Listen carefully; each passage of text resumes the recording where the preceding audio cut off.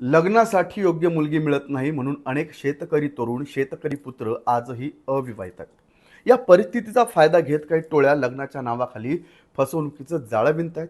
सोलापूरच्या एका 24 वर्षांच्या शेतकरी तरुणासोबत घडलेली ही घटना तर अंगावर काटा आणणारी आहे। सोलापूर जिल्ह्यातल्या मोहोळ तालुक्यातला नरखेड गावचा विशाल हा 24 वर्षांचा शेतकरी। घरच्यांकडून त्याच्यासाठी वधू शोधण्याचे प्रयत्न सुरू होते।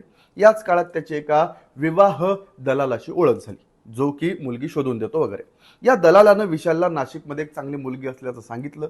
मुलगी अविवाहित असल्याचा दावा करण्यात आला। विशाल आणि त्याच्या कुटुंबियांना विश्वास बसला आणि लग्नाची बोलणी पुढे सरकली। मात्र पडद्यामागे मोठा कट शिजत होता। पोलिसांच्या माहितीनुसार संबंधित महिला आधीच विवाहित होती। इतकंच नाही तर तिला 3 मुलंही होती।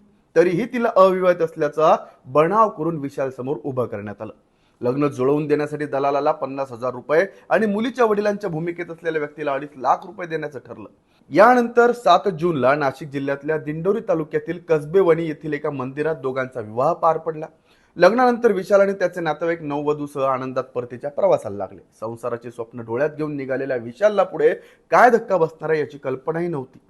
प्रवासादरम्यान अचानक ठिकाणी वाहन थांबवण्यात आलं। त्यावेळी एका संशयितानं नवरीला गाडीतून खाली उतरायला सांगितलं। ती खाली उतरली आणि काही क्षणांतच त्याच्यासोबत गायब झाली। सुरुवातीला सर्वांना गोंधळ वाटला, पण शोधाशोध सुरू झाल्यानंतर धक्कादायक माहिती समोर आली। जिच्यासोबत विशालचं लग्न झालं होतं ती महिला आधीपासूनच विवाहित होती आणि तिला 3 मुलंही होती। आपली मोठी फसवणूक झाल्याचं विशाल याच्या लक्षात आलं। त्याचे नातेवाईकही ते समजल्यावर हादरून गेले। त्याचवेळी महिलेकडील मंडळींकडून धोका असल्याची भीती त्यांना वाटू लागली। इतकंच नाही तर परत येताना एका विना क्रमांकाच्या कारनं त्यांच्या वाहनाचा पाठलागही केला। आता हा आरोप करण्यात आला। या प्रकरणानंतर विशालनं पोलिसांकडे धाव घेतली। चौकशीनंतर वणी पोलिसांनी या फसवणुकी प्रकरणात तब्बल 9 जणांविरुद्ध गुन्हा दाखल केलाय।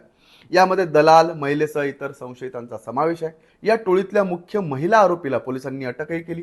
शेतकरी मुलांना लग्नासाठी मुली मिळत नसल्याच्या समस्येचा फायदा घेत अशा टोळ्या सक्रिय झाल्याचा संशय पोलिसांनी व्यक्त केला। या टोळीनं आणखी किती तरुणांना जाळ्यात अडकवलंय याचा तपास सुरू आहे। लग्नाच्या नावाखाली सुरू असलेल्या या फसवणुकीमुळे अनेक प्रश्न निर्माण झालेत।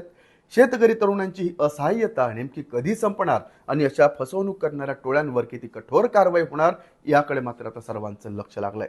या प्रकरणाबद्दल तुम्हाला काय वाटतं कमेंट करून नक्की सांगा। पाहत राहा लेट्स अप मराठी।